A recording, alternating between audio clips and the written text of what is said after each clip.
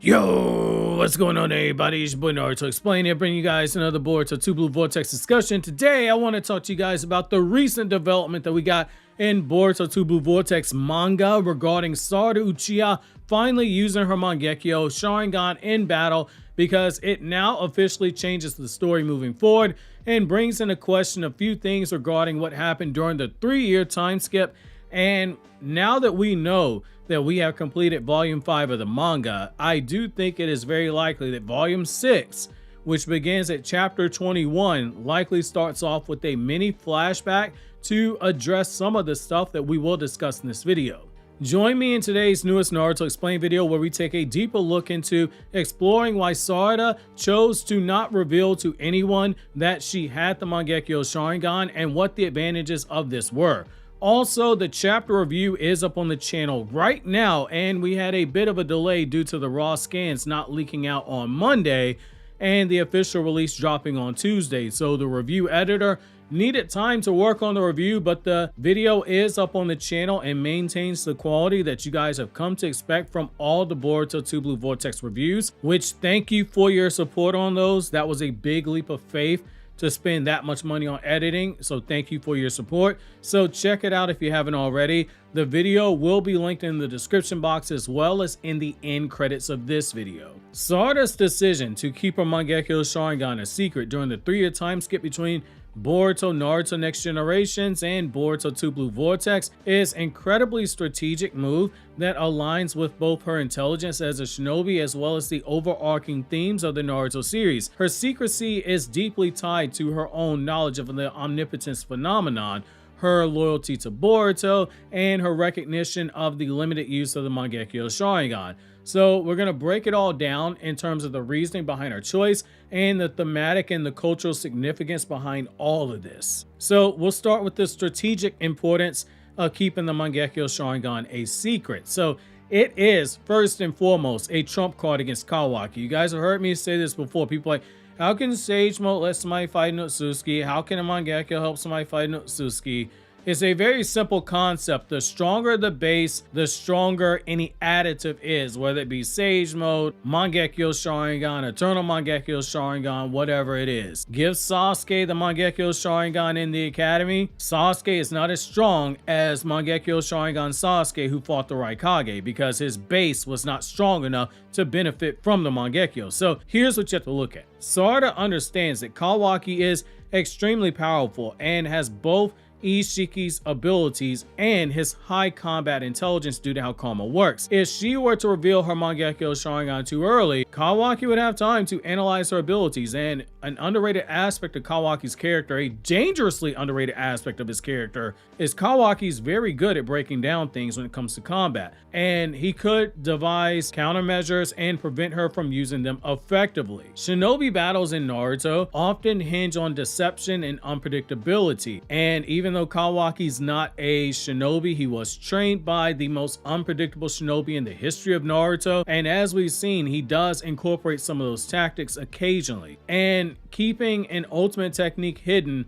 until the perfect moment to use it is just classic Naruto strategy. Sarada keeping her Mangekyou a secret ensures that Kawaki does continue to underestimate her. He likely views her as an irrelevant obstacle, no legitimate threat at all. That plays into one of the most fundamental principles of battle in the Naruto universe. Anyone can be taken down if they let their guard down due to arrogance or overconfidence. Kawaki has a god complex, believing himself to be humanity's savior, because only he has the power to fight Otsutsuki, only he has the power to kill Code, only he has the power to kill Boruto and prevent Momoshiki from harvesting a chakra fruit. This means he might dismiss Sarada's abilities, which allow her to land a lethal or a decisive blow in the right moment. As we saw her Mangekyou ability, it is overpowered. We just don't know the full extent of what this ability she has does, but what we've seen so far, that gravitational pull is pretty hacks. The Naruto series has repeatedly emphasized the importance of finishing a fight with a hidden technique, whether it be Minato Namikaze's Flying Raijin, Itachi with the Tsukiyomi, or Naruto with the Rasen Shuriken. The strongest fighters tend to reveal their ultimate technique only when necessary to ensure victory or to gain the upper hand in battle. Sarada is very much so following in the same footsteps as her uncle. Itachi would not use Tsukuyomi for no regular reason. If he could use basic Sharingan Genjutsu, he would use basic Sharingan Genjutsu, but if it called for Tsukuyomi, he would use Tsukuyomi. Sarada's basically following that principle. The limitation of the Mangekyou Sharingan should be taken note of because it is a finite resource. Sarada knows that using her Mangekyou recklessly will accelerate her blindness, or rather she should know, and that would reduce her effectiveness as a fighter in the long run. Since she has no way of obtaining Eternal Mangekyou Sharingan at this point because Sasuke's a tree, and obviously she's not going to walk up to her daddy, say, "Oh, you're asleep right now," pluck out his eye and transplant his EMS into her eye. No guarantee that that works either, but removing the fact that that's out of character, Sarada needs to conserve her eyes for crucial moments. This ties into another classic Naruto theme. Power always comes at a cost. Just as Kakashi had to manage his Sharingan's chakra drain, or just as how Might Guy could only use 8th Gate once before being about to die before Naruto Jesus saves his life, Sarada must be highly selective about when she activates Mangekyou. By keeping it a secret, she avoids unnecessary fights where she might be forced to use it, ensuring that when the moment comes to protect Boruto or stop Kawaki, she will still have full access to her abilities. Then you have omnipotence and the risk of exposure. Mitsuki's brainwashing and the risk of betrayal are things you have to look at. One of the biggest threats that Sarada faces is Mitsuki's altered perception due to omnipotence. Mitsuki now believes that Kawaki is the person who he once admired as Boruto. Because of this, there is an inherent risk that Mitsuki, even unknowingly, might reveal crucial information to Kawaki.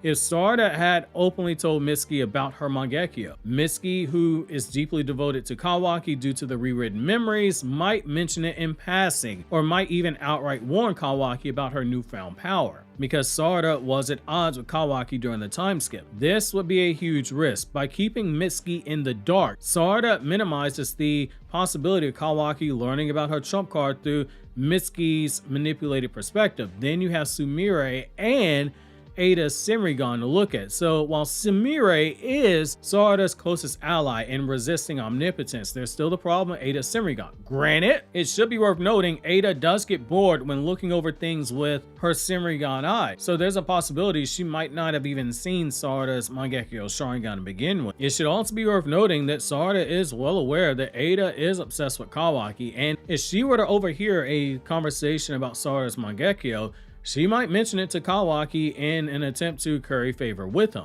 This means that Sarada not only needed to keep her Mangekyou a secret from most people, but also had to avoid outright discussing it even with someone as trustworthy as Sumire. If she ever openly admitted it to Sumire and Ada happened to be watching or go back to watch their conversation, the information it could become compromised. Sarada's discretion in this case, it mirrors the classic shinobi principle of misinformation and, most importantly, compartmentalization. The fewer people who know about the crucial advantage, the safer it is. This is especially true when dealing with a power like omnipotence, where even close allies could unknowingly become liabilities. And as Momoshiki said, those who are immune to omnipotence are the ones that suffer the most. This is part of suffering. Which brings me to the next point. So we have Shinto and Buddhist parallels here. So the Shinto concept of hidden power, Himitsu, is at play here. In Shinto and Buddhist traditions, the idea of hidden power, it is deeply ingrained in a lot of the stories. Many kami, so the gods in Shinto, they reveal their true strength, revealing it only when it is absolutely necessary. Amaterasu, for example, somebody who the Uchiha clan are deeply connected to, and Sarada's eyes are an homage to Amaterasu.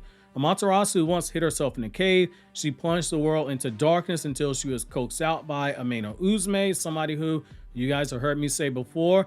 I think that Sarada's Mangekyou Sharingan powers are going to be a loose homage to either Ameno Uzume or one of the gods connected to her. This ability to drain away the iron sand, which is basically chakra as in a life force, is very similar to one of the gods connected to Ameno Uzume. This act of concealing divine power, it parallels Sarada's approach. She is keeping her power veiled until the revolution is absolutely necessary. And this makes even more sense when you consider one more thing from Japanese Shinto. So in Japanese Shinto, you also have Konohanaya Tsukuya Hime, the goddess of the Mount Fuji and volcanoes. Now, as you can probably expect, with a name that complicated to say with all those different syllables, where I was very tempted to say her name was Rose or Emily, because we're gonna butcher some Japanese names. It should be worth noting that the symbol used for this goddess is a cherry blossom, a Sakura cherry blossom, and that's an homage to Sarada's mother, Sakura. If we end up having some type of healing or redistribution of chakra, something of that nature, then that definitely plays into this goddess because she has healed people using her powers. All these kami draw their power from natural elements.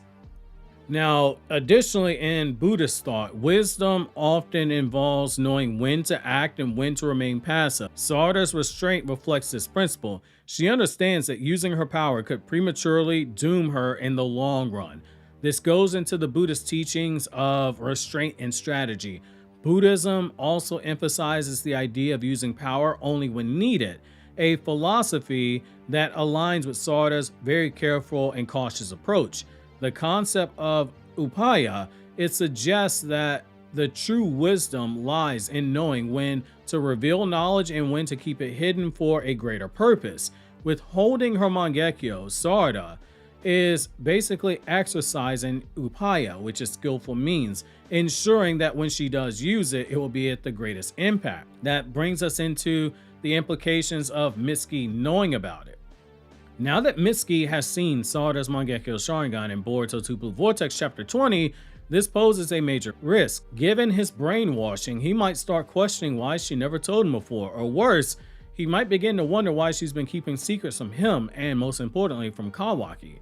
If Mitsuki, due to his deep admiration for Kawaki, which does appear to be waning, however, if he does mention this to him, Sarada's trump card is compromised.